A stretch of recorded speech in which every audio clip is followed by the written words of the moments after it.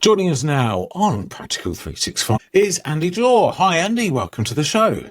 Hi, thanks for having me. So, with me is Rich Dean, and we're going to talk to Andy today about mastering ITDR response. And I think we were first going to find out a little bit more because not everybody might know who you are, Andy. So, Rich, do you want to ask a few questions? I was going to say interrogate, but that might not go down too well. Yeah. No, there's no spotlight on Andy today. I mean, I just wanted to bring Andy on. I listen to his podcast regularly, the Blue Security podcast. So I felt since the last time we were together, Steve, we had Alex on talking ITDR again, or identity threat detection and response. And he mostly leaned into the prevention aspects of that. He called it, what did he call it? The P is silent in ITDR. But I wanted to bring someone in from the field with more practical experience talking to customers and really dig into a bit of the response capabilities and, planning and necessities. And Andy, I think, brings a unique perspective with his background in the military, law enforcement, and now as a Microsoft SME. So welcome, Andy. So why don't you tell us a little bit about yourself, the podcast, and, how you got started in Microsoft Solutions? Yeah, so thanks for the intro, Rich. And we do have the Blue Security podcast each week. We started that in 2020. We're nearing 190 plus episodes for the last 3 years. Our goal was to really have something that practitioners could listen to and take away something actionable. And honestly, actually, I based a lot of my podcast off of one of the best conferences I've ever been to, which is the Experts Conference, because that is one of the ones that I've gone to where I've taken away some to-dos, I call it. And so I wanted to base it basically like that as a weekly podcast. Nice. I started in the military when I graduated from college and spent 10 years in the Air Force, 3 years active duty and 3 years as a 7 years as a reservist. And then I went into law enforcement. And so part of my experience where I come from and approach cybersecurity is that experience from the military. In those 7 years as a reservist, I was a civil engineering officer. My first assignment was to lead the emergency management flight.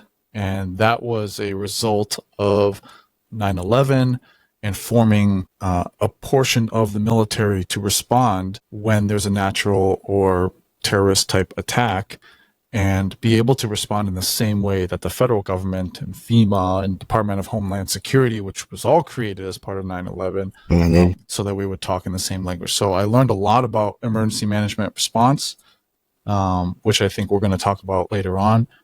And then I went into the law enforcement and also worked with the emergency management at the University of Wisconsin, Madison, and then got into cybersecurity. So I finished my master's degree in cybersecurity, and then started at the bottom, at a IT help desk. And from there, went into my first security analyst position. Luckily, actually was just applied for Microsoft, got accepted to a position called the Modern Desktop Technical Solutions Professional, TSP. And so that was at the time when Intune was very, very new, and Windows 10 was coming out. And so we were really trying to get people to migrate from Windows 8 and Windows 7 to Windows 10 with a lot of different security features. So I became a subject matter expert on like Windows 10 security features and then Intune and identity. That position was eliminated. I went to become a security engineer, architect at a different company, deploying a lot of the things that I had learned from Microsoft, and then decided to come back to Microsoft when they opened up another position called the Cloud Endpoint Technical Specialist, which was really the same thing that I was doing before, but now we're trying to get people to move to Intune and cloud management and, the formerly known artist Azure AD join. It's now Entra join. And so that was my main goal there. Then, Windows 365 came out, and then I decided to move over to security because that was where I really always wanted to go, was Microsoft security. So now I talk about a lot of the Defender products and solutions for Microsoft Sentinel, Defender for Cloud, our CNAPP solution. And so I talk to our customers, and I'm in the manufacturing, what we call organizational unit. And so I handle all the customers in U.S. manufacturing for the continental U.S. So in your last episode, you were talking a bit more about that. You were talking about OTs, or operational technology, and how essential that is with the breaches. I think you were talking about in USB, the threats with USBs for your field or your area. Yeah. We talked about the USB threats and IT and OT security, because if you talk to a lot of customers and you ask them, what's your IT, IoT, and OT strategy? A lot of people don't know even what they have, right? Like, first part of security is really inventory and visibility, and they don't even have a solution to do that, let alone like find the threats. So, yeah. I've got a question for you, Alan. I'm not going to hide it. I'm almost asking this partly as someone that works as a Microsoft partner who's got customers who have these problems, and we were talking to Alex about passkeys coming into preview, and often FIDO keys have come up. And I've worked with manufacturing customers a lot, where they don't let people take phones into sites. The people working on the shop floor don't have mobile devices either. And when customers ask about this, then there's now potentially a few more options for those customers. And I'm wondering what are you seeing then with those customers? Are they interested in how they may be able to use passkeys on Windows devices potentially in the future, but bigger use of FIDO2 keys? Yeah, I've talked with customers in those situations, and there is an interest in using passkeys and FIDO2 keys. But the main issue is just the barrier of training and implementation too. Yes. I mean, it's not as easy as it should be yet. Passkeys, for sure, the implementation is not very easy yet. And especially when you're talking about synced passkeys, right? Mm-hmm. That's not available yet in Entra ID. And when you start to have synced passkeys, I think it will get easier. But today you have to, create a passkey for every single device that you're wanting to have a passkey on. Yeah, I can't imagine trying to talk to my siblings or even my immediate family like, okay, you're going to switch to passkeys. You're going to get rid of passwords, and you're going to be better. Let's roll through this. Like, they need a whole training session. I mean, I have family members that still write down passwords, right? Mm-hmm. So, and that's okay, right? Like, I think writing down passwords in a book is, and if it's unique for each site, is better than having the same password and username for each site.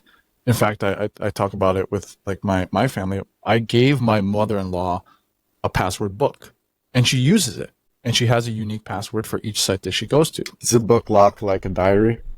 Basically, yeah. Nice. Questioners. Who remembers that classic? Yeah. So I think the barrier to entry, if you think about the spread of like regular employees and having to educate them and then implement them, there's still going to be a while, right? Like FIDO2 keys is not easy. However, I will say there is one area that can be very easy for people to implement FIDO2 and that type of passwordless authentication.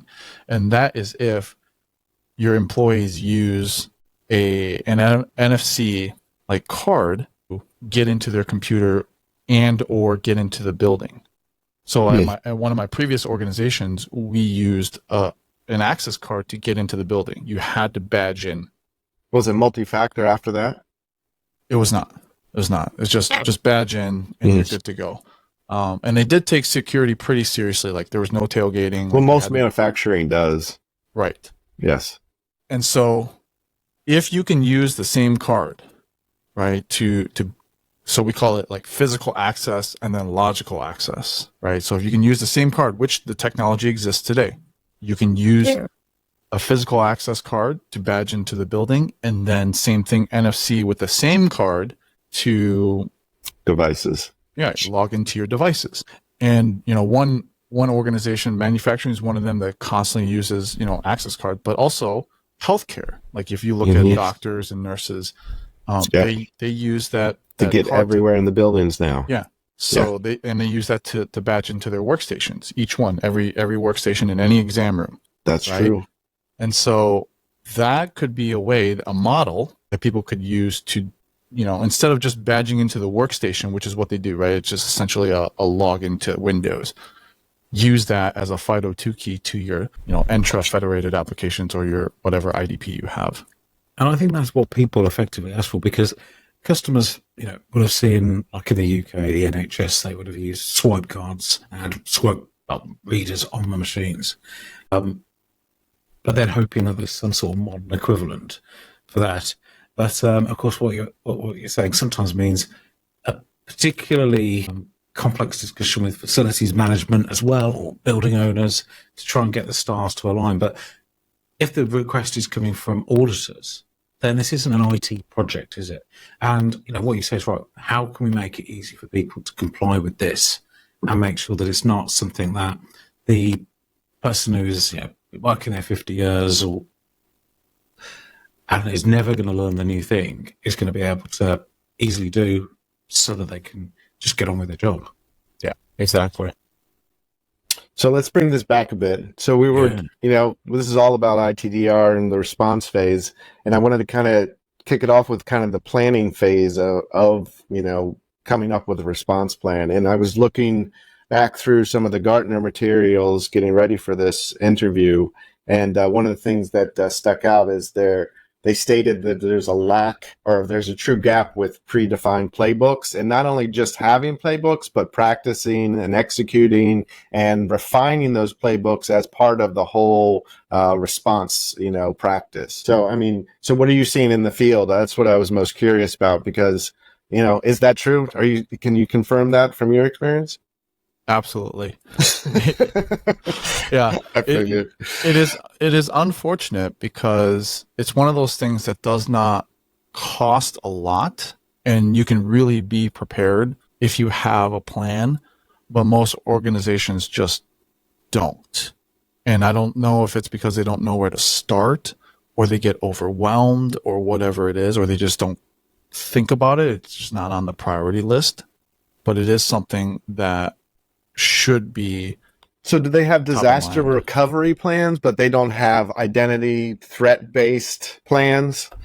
Yeah, and that's what I was going to say. I took some notes as I was thinking about this, because if you think about it, you probably have, a facilities manager, and they for sure have like a natural disaster type of plan, right? I use fire drills as an example. That's something that every single organization, if you have a physical building, you probably are required to have certain number of fire drills a year. The previous organization that I was at, we were very organized. We had floor leaders that would help clear the floors. They were designated. They knew who they were. We had rally points in the parking lot. You knew which rally point you were supposed to go to. At each rally point, there was a leader that would count and, go on, and everything had to match up. And we practiced this. I don't remember the frequency, but you would do it, right? At least a couple of times a year. And they were, planned from a facility standpoint, but not planned from an employee standpoint. We wouldn't know when they would happen. We would just execute what we were supposed to do. In the Midwest here where I live, we have tornado plans. I'm sure in California they have earthquake plans. Everyone in facilities these days should have some sort of active shooter plan. In the US, at least, I know probably not as much in outside the US, but we definitely have those. And so it always is, and that's the same conversation that we think about when we were talking about those physical access cards versus those logical access cards, because Realized need. it comes down to who's in charge and who pays for it.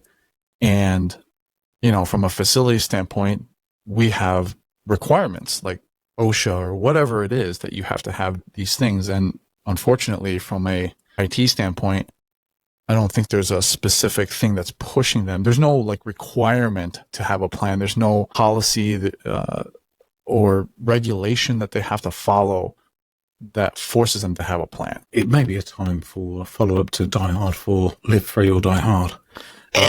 But although that's a silly thing to say, as an extreme example of technology disasters, we're in an age where the US Army are testing F-16s being controlled by AI. And the types of attacks we might see in the future could be faster acting thanks to things like this as well, and do the sort of things that you would expect only in a movie, because it's not humans and the hell. You have to have some event for people to take it seriously. In the physical world, there are fires, people die, but it's not, there's never been obvious driver, because people can buy cyber insurance, and it's all about money, isn't it? It's almost seen as a soft threat, even though it's the livelihoods of the people that were there. Yeah. And I think when it comes to a plan, the money or the cost is really just a time investment. Obviously there's probably some tools. There's time and human capital. Correct. Yeah. Correct. I remember talking with my old boss about this at my other company, and he's like trying to find a time where we can just tabletop something. And the business was not willing to invest even a half day, 4 hours to do that. We can't stop business for that.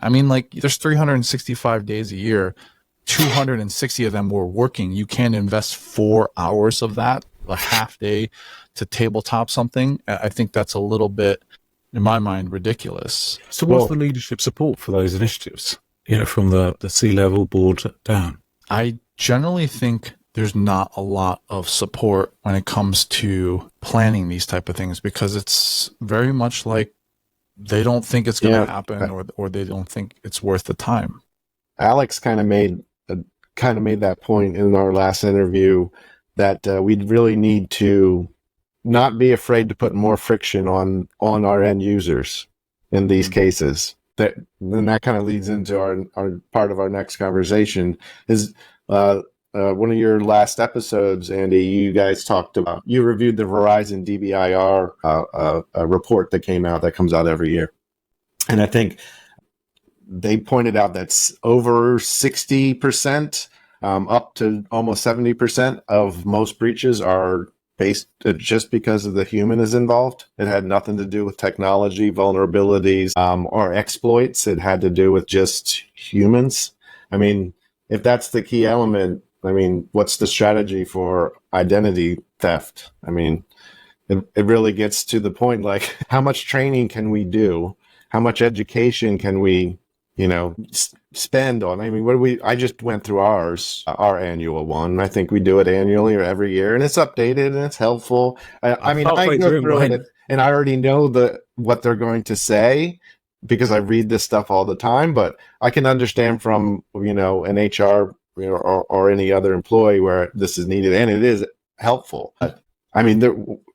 There's so many scams out there, not in the general world versus just these identity specific ones. So yeah. I don't know. I'm rambling. Yeah. So the same report talked about how long it takes for a human to click on a phishing link, and it was something like 20 seconds or something like that. And the click rate has not gone down. So regardless of the training that we've had over years, and phishing isn't new, right? It's been around for over a decade. The click rate has remained about the same for the last, 3 to 4 years. And so there comes a point where just training is not enough, right? You need technology and guardrails to help with that. Just a serious question around the click rate. So I haven't seen that statistic, but these kind of attacks are far, far more prevalent than they used to be. You could get a new phone and you'll get, at least in the UK, an SMS message, maybe 3 or 4 trying to do exactly the same thing, get you to a link, trying all different parcel vendors, all sorts of different techniques. A lot of this stuff is also getting stopped as well by things like Defender. So if the click rate is the same, does that mean that the technology is doing good? Some is still getting through, but there's more of it?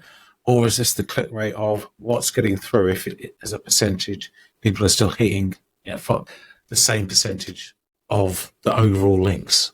Yeah, so I think the sheer volume of attacks has risen because it's trivial, right, to send emails these days and to automate. There's no cost on the attackers to automate an email message to hundreds of thousands of people, millions of people. And then they're using new attacks that, it's always a cat and mouse game, right? So like I was just on a Defender for Office call and they talked about some of these new attacks that they're doing where they're embedding URLs within URLs. So it would take you to a URL and then that would take you to another URL, which would evade the tool for a little bit, right? Until we see the attack, and then we're going to change our defense and then the attackers will evolve again.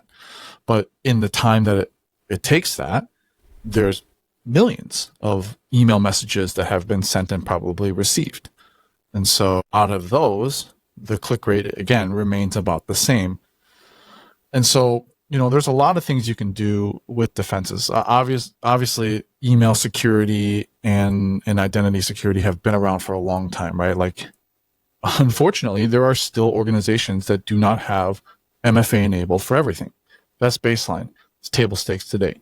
You have to have some sort of MFA for your identity provider. Also have a secure email gateway. I mean, those, again, are baseline. You have to have a proof point or a Mimecast or a Defender for Office, right? Something that will sort through and at least get that, what we call, just the base of all the emails coming through.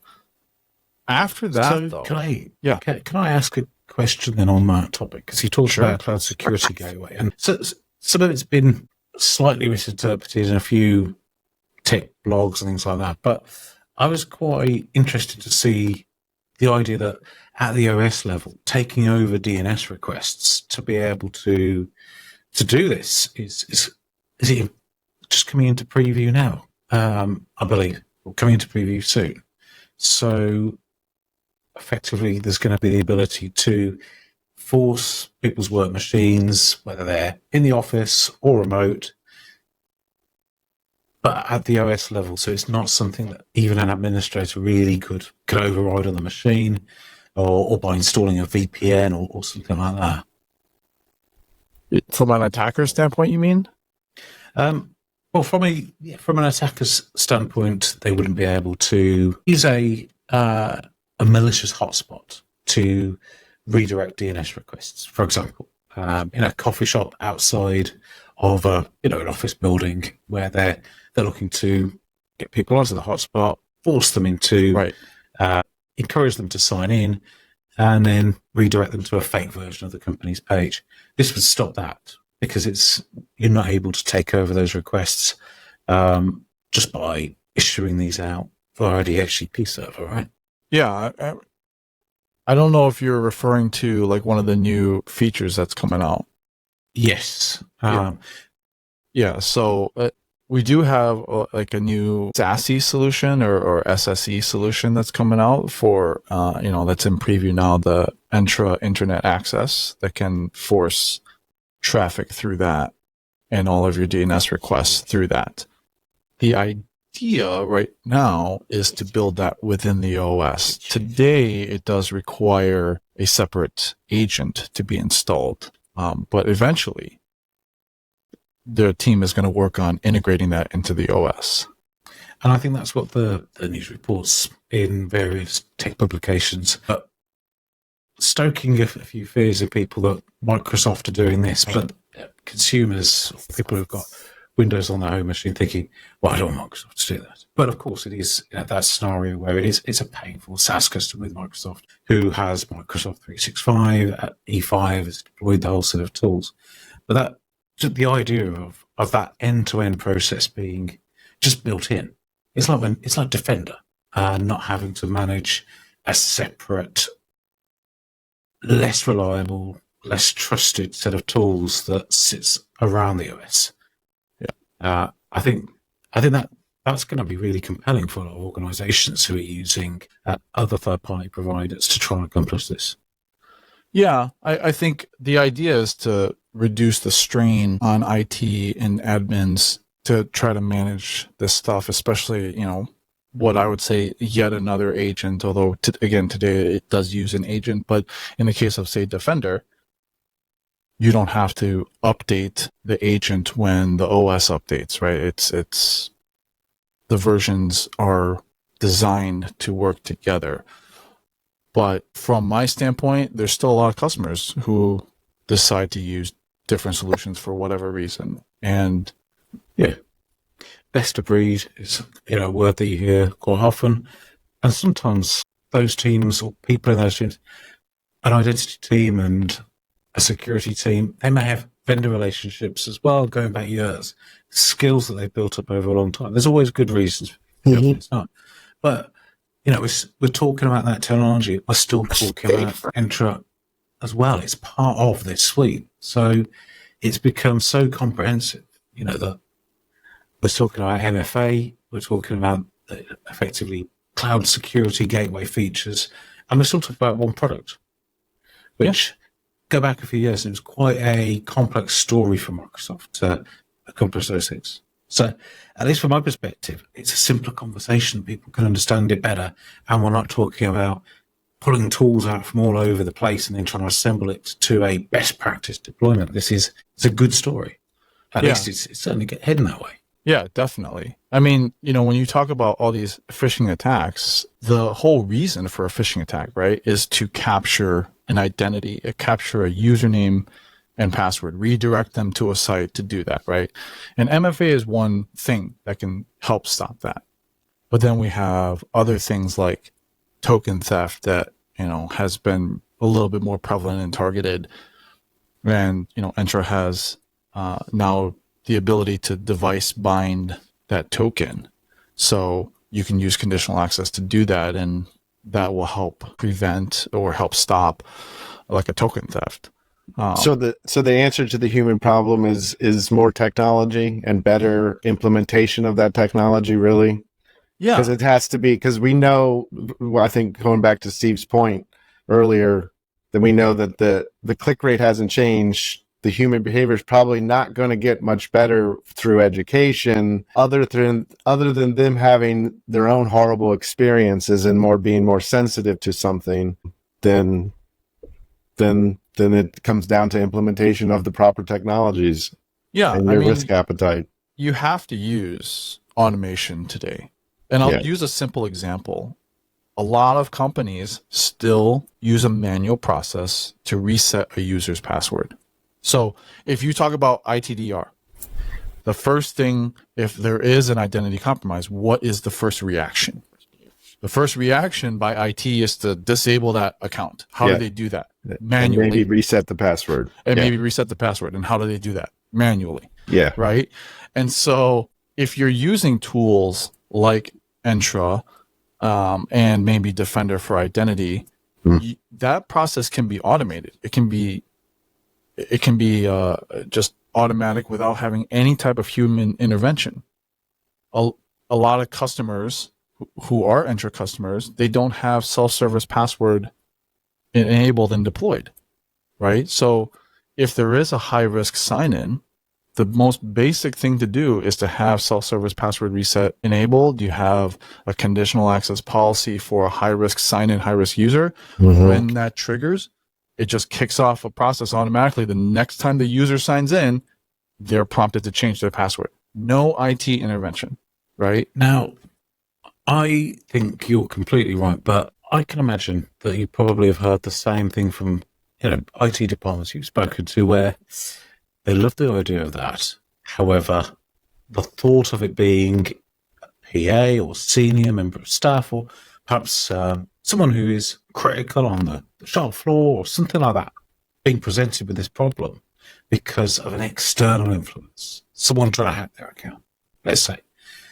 that still must terrify them. That because IT get shouted out a lot for things like that, and it's the right thing to do, but it's going to cause IT pain because it's going to cause them friction, inconvenience to the user, But it's the right thing to do, isn't it? And sometimes you've got to pick the hard choice, right?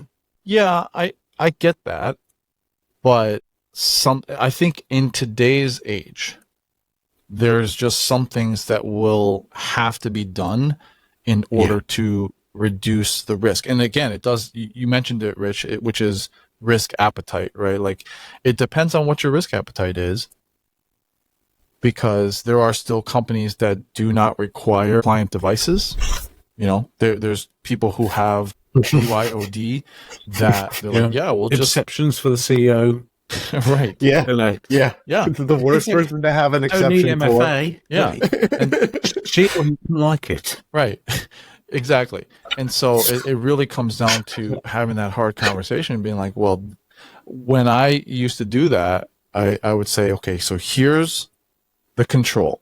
This is going to be the friction that's going to, might cause for an end user.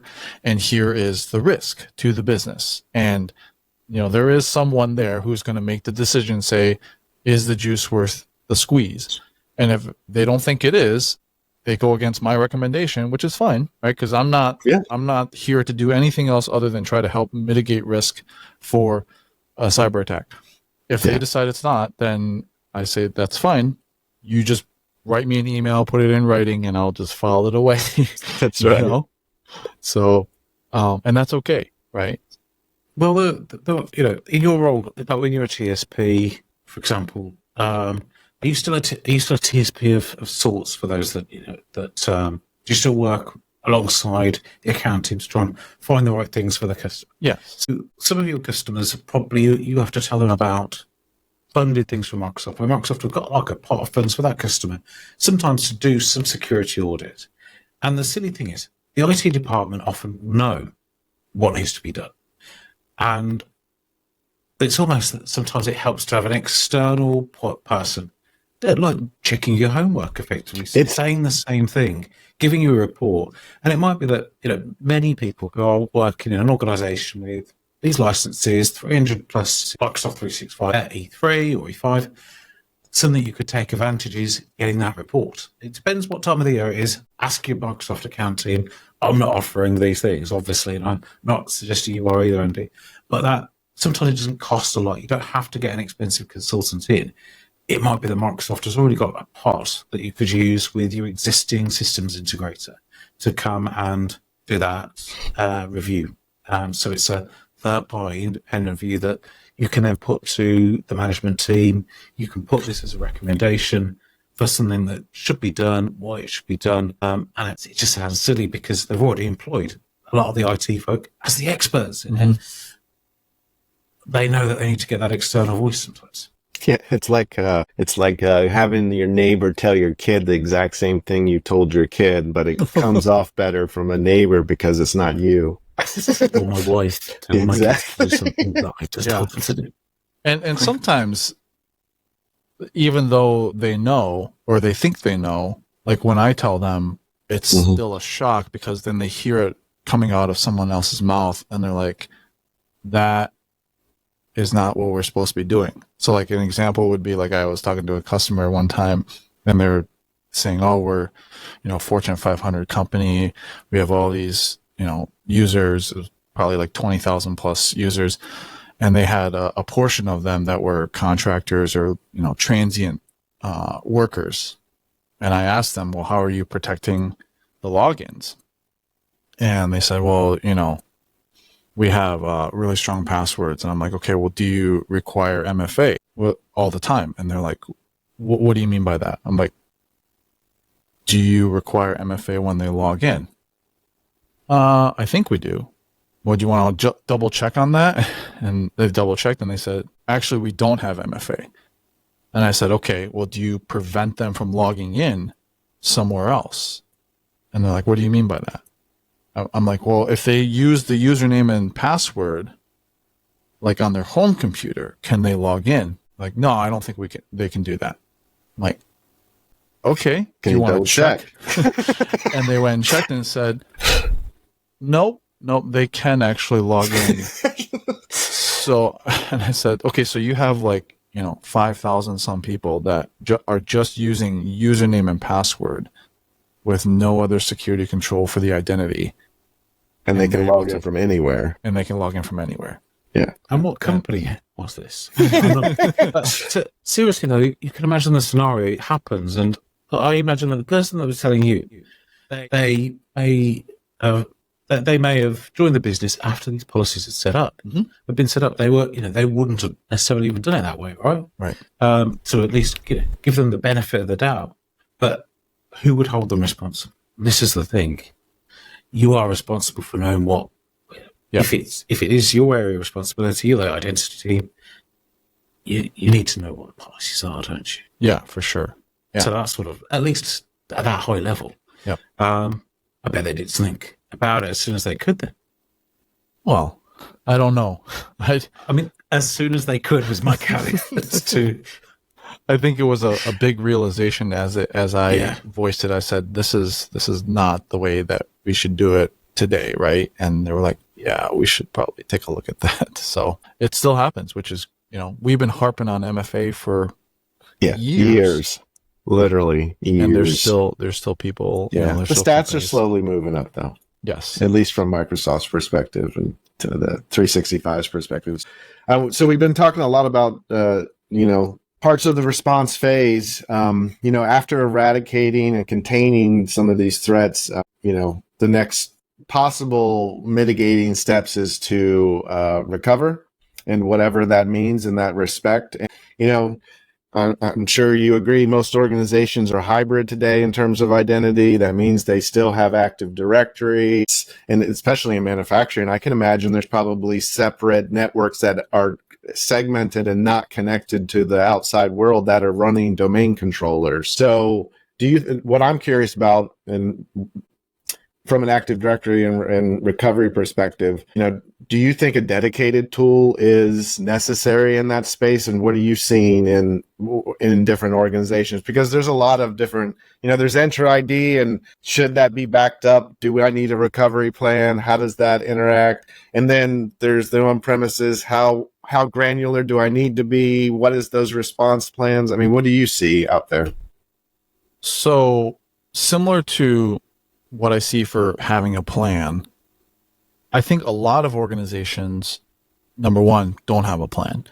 Number two, they might think they have a backup solution, but they've never tested it. So that is again part of the ITDR. That comes back to that playbook, that they're not even putting playbooks together to test them. Exactly. So that is terrifying. I mean, I remember I'm going back to nearly 20 years. I remember one of the people that worked in my systems team, he refused to call it a backup system. He called it a backup and recovery system because it has to do the most important part of it. He was adamant about this. And this is 20 years ago, right? Yeah. So, I mean, if you went to who does test the backups? If you went to any organization outside today, of right, and just asked them, do you back up your domain controllers? I would say probably with confidence, the majority of them do. Yeah. Okay. Now, there's been enough scare stories. Now, ask them, if something were to happen right now and you had to recover your domain controllers, can you do it? Yeah, or even partially to get the business running. Correct. Yeah. And I would say there would probably be some panic. Yeah. And the majority of organizations would not know. And some of these IT admins have never had to do it, right? If they've been a consultant, I know exactly what to say. It depends. Right. And so, I was part of the flying world when I was in the Air Force, and each aircraft had what we called emergency procedures. So every known aircraft demand has emergency procedures. And in order to fly in one of these aircraft as a member of the crew, you had to memorize word for word by the book the procedures.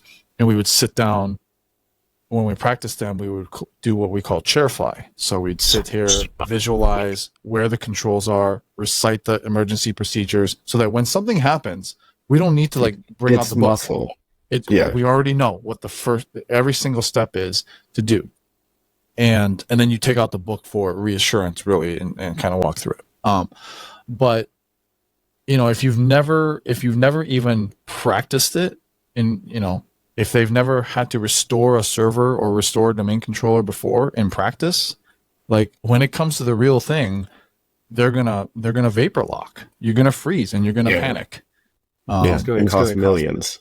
Yes. And so that's, part of having a plan is running through it from a tabletop perspective, and then also real world. I mean, the military does this all the time, right? We practice war all the time, because if we don't, something bad's going to happen, right? And obviously cyber attacks in general are probably not as life-threatening, although they can be, right? We'll probably talk more about AI in a minute, but we had Jonathan Zunger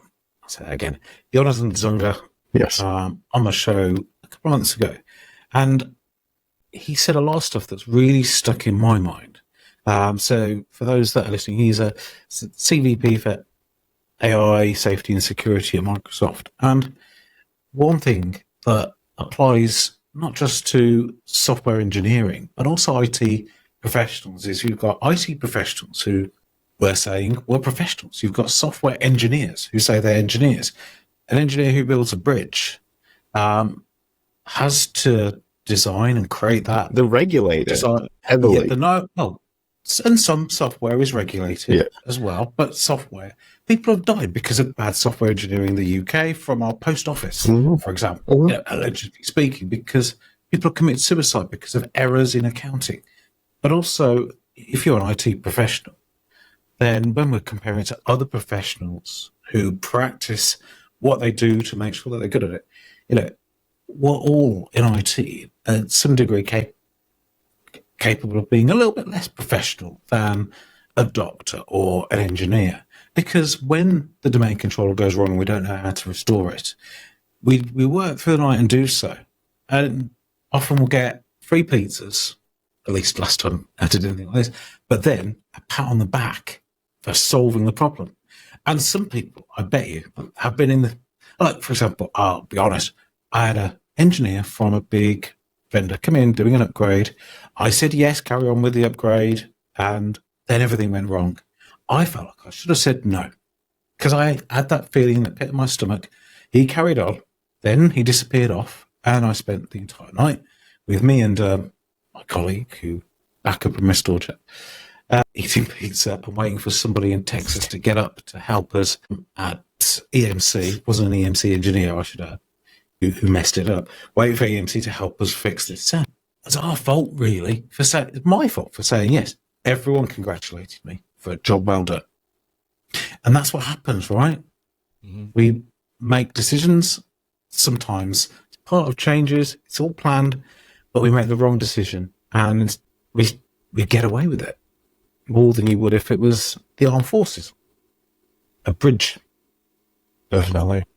Well, I think that it's true, though. What IT or InfoSec or OT or IoT hasn't caught up to these regulated industries that really see safety and security as their number one job. And we talk about defense in depth, and everybody says it, but it's not, as this conversation has revealed, it's not being implemented.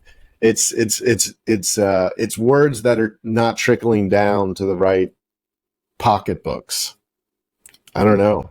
And not everyone's operating in a very precarious state, and the threat landscape is getting worse now with the changes since COVID, with the worldwide changes since COVID. So, yeah, I would say not every customer is in that boat, but it is definitely in the minority. Right. Obviously, federal organizations have emergency plans. They have a cyber attack plan. Right. Right. And probably I would say some of maybe state and local jurisdictions might have a cyber attack plan. Mm-hmm. But the majority of private organizations, maybe like regulated ones that have auditors, life safety stuff might have something like that, hospitals. But your regular organization, retail organization, manufacturing organization, unless you're manufacturing things like stuff for the Defense Department, right? Like I worked with a customer here in Wisconsin that is Oshkosh, and they have, they make all of the MRAPs for the military. And, they have a heavily regulated organization. And I believe that they probably do have, I don't know, I never asked, but I would assume they have some sort of cyber attack plan because they work with DoD. Yeah, and there's quite a lot in the supply chain as well, but it may only be a tenant that they've got a subset of users in, some of these larger organizations, even so, because they might be on one hand selling Raspberry Pis, and then another part of it is selling resistors, capacitors, other components that are going into the supply chain, and they portion all that off. So there's never a perfect place, for all this. And some organizations do take it very seriously. I have seen organizations that work with the US, UK, and other governments where they are big international organizations. And the CEO, a well-known person, has came to meetings about at the time as your information protection. But it would be his head on the line if they're working with the military, and if I say all the industries, then you guess who it might be. But that they will be seen as responsible, and they are. It's those kind of organisations where the executive leadership will get dragged onto the news if something goes wrong. Then they will care, and they will take this very seriously. That's what we were saying earlier, for sure. They have to burn before they. Well, before they burn. But stop touching the hot stove. But most organisations, the consequences will be up to the C-level execs. That's who will be ultimately impacted. When we've had cyber attacks in the UK, the people that have been pointed out as responsible were often the C-level execs. So when it happens and it's big and it's public, they need to be aware of this. So some of it could be a failure on our part as technologists to properly make that case to management of those organizations, to give up a little bit too easily, to be, to not get the support we need, to get in front of the board. So it might be time to pester the CIO to push this further, yet again, because, that obviously you need their support to go and do this. Give it another try if it's fell upon deaf ears. Get some statistics in front of you that show what it's going to cost. A lot of the tech stuff has that stuff in, doesn't it? I mean, is that terrible advice, Andy? Is that how do you? I'm saying all the obvious stuff, but you must have seen this before, where you've said all this, and is there something more that can help people? No. Get past my obvious baseline of telemanagement. Yeah, I think that's definitely something that should happen. However, one of the issues that I have seen throughout the years, and it is starting to slightly get better, is that security has not always had a seat at the table with the big boys and girls, right? The CISO, you said CIO, right? The CIO is not necessarily a person who security is their number one priority. Obviously, we feel like it should be, but it's the CISO. And where is that reporting structure for the CISO at most organizations? It's under the CIO. It's under the COO. I've seen it under the CFO. And it's like, okay, well, we want to buy this tool for security. Is this fiscally, is this going to move the bottom dollar, right? Like, security is a cost center for sure, right? And so do you have someone in security who's advocating for security, who has the CEO's ear, right? The board's ear. And where that person reports is extremely important, because you're either seen as an equal at the seat at the table, or you're seen as the redheaded stepchild who's going to cost the organization money. It's always barking and crying wolf. Well, there was a time around the time that CIOs and so on became a thing, where the IT director became the CIO, And there was a time when some of them they were C-level executives, but it's not the case, is it? CIOs can be just a fancy job title. Yes. Well, I'm field CTO and I'm not on the board or anything. But that's more like account CTO, so it doesn't really count. But it's just fancy job titles in some cases that really mean IT manager. But they need to push through that. If the CISO surely should be at the same level as a CIO, logically speaking. But as you say, they're not. No, They're not. They're definitely Why not. is security perhaps wanting to be four posts down the business? In fact, I've never worked at an organization where the CISO is at the same level as the other C-suites. Yeah, it's usually executive, operational, finance. Those are the three big people.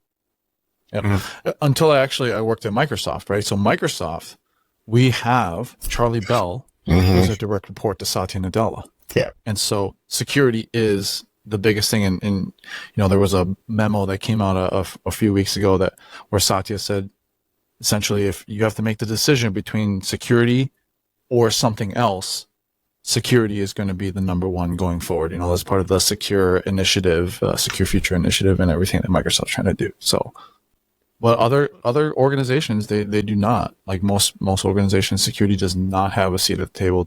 They might have the ear of the CEO, but it's usually like 5 minutes in a board meeting, and like you get 5 minutes to talk about what you need, and thank you, get out, right? Yeah, that's rough. Yeah, that's a rough position. But I mean, kind of bringing it back all to recovery, what we were talking about in AD. Do you think Entra ID needs a recovery plan? Like that argument's still out there. Now there's backup as a service that's, I think, kind of booming for different identity systems, Okta, whoever it happens to be. What's your stance on that?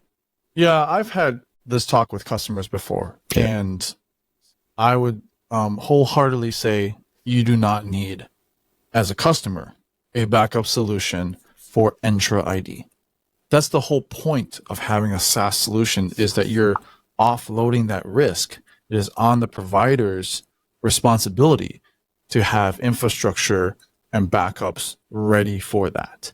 And if there is a catastrophic, and I mean catastrophic, failure, it's going to affect more than just one tenant, right? Yeah. Like if Entra went down, we would have a catastrophic thing. We have data centers upon data centers in different remote locations just for backup stuff, right? Like, so sort of like nuclear war or something like that, where these data centers are targeted, there would be almost no way, I'm not going to say zero, but near zero chance that you would have to have a backup solution for Entra. Now, you should have the identities secured, in that if the identities are breached, that's on the customer, right? We're not talking about the service side portion of it, but if the identities are breached, yes. Like if you're not protecting the identities, that should be something that, so. And sometimes there's a part of this where we're talking about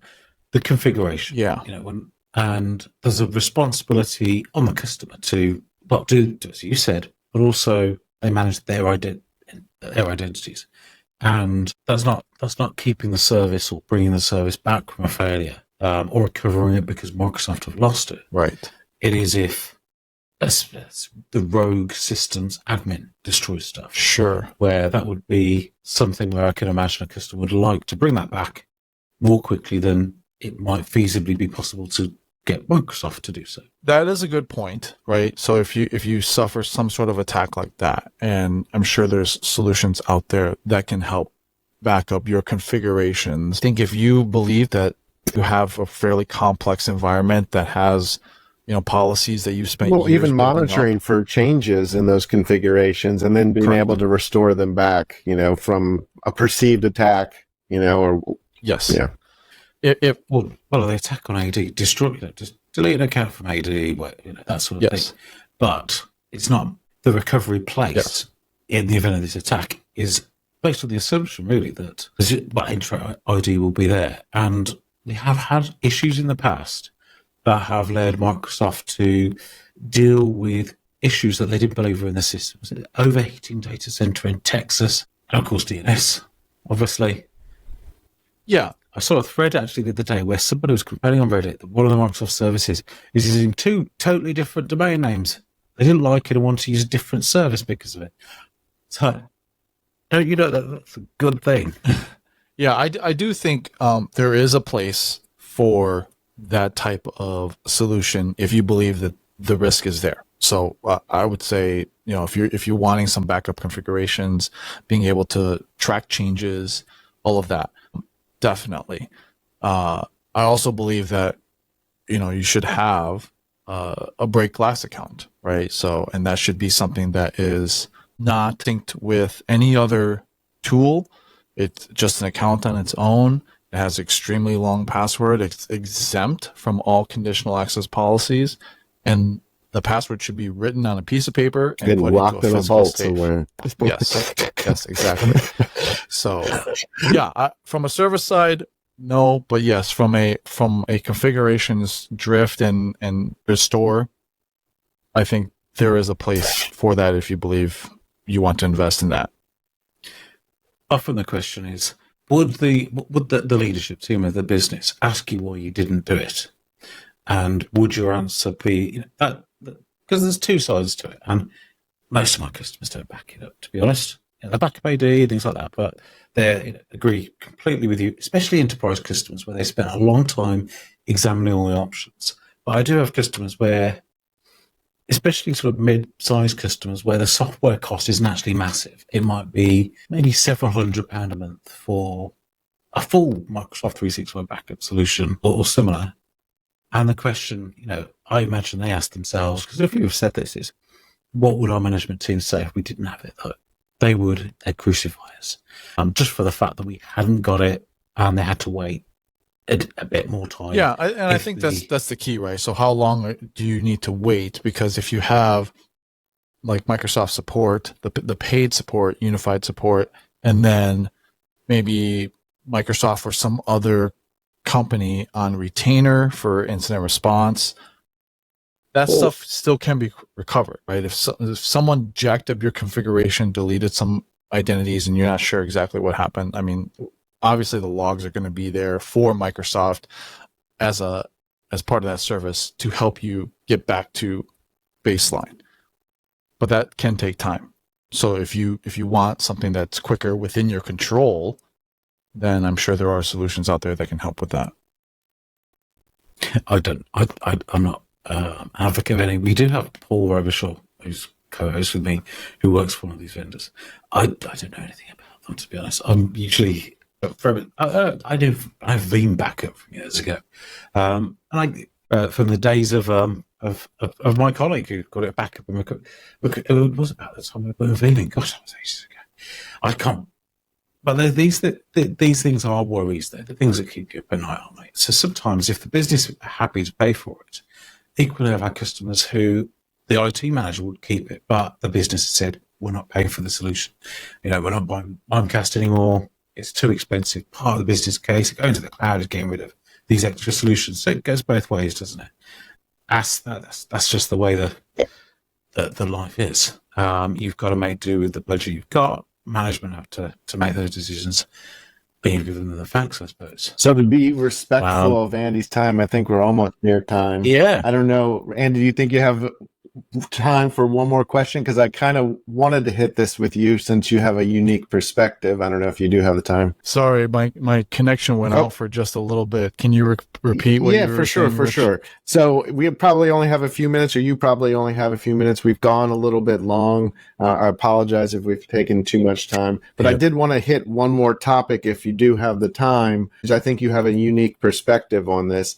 And when we talk about ITDR a lot, we talk about security operations centers and their processes on mitigating those threats, identifying and mitigating those threats. But I think part of a good response plan is having something what we call an emergency operations center that stands up at a specific time and has specific duties and specific leaderships. And because you've done that in the real world, I was curious about understanding that better, because I think a lot of people, since they don't have a lot of plans, that is an area that is probably won't logically come to them. Maybe. Yeah. So EOC is a term that any emergency management organization in the United States will understand, because as part of that reorg for emergency response, as 9/11 and FEMA and the Department of Homeland Security, part of the standardization was the terminology. And so EOC is a standard terminology that every federal, state, local, school, anyone who has a plan, they generally start using those terms. Sure. And so I think it's important to think about it in a manner of, what will I need when an emergency happens, and who am I going to have to bring into this situation, right? So if you think about it from, like, say, a federal or a state organization, if there's a natural disaster, they have what we call functions within those emergency operations, and each function has a representative or two that comes to the EOC and provides advice. They're a connection between their function of people on the ground and then relaying that information and advice to the EOC commander or whoever it is. So, for example, if there is a natural disaster, right? Tornado, let's just take that for example. You're going to need, facilities to see, what kind of damage there is. You're going to need transportation, who's going to be involved for, whatever, if you need buses or something to cart things around people. Obviously hospitals, and then communications, and so on and so forth, right? And each one of these functions have people specializing in that, with people on the ground who are executing the things that are happening. And I think you can model that for each organization. Does it have to be like super robust? No, but you need to have a plan.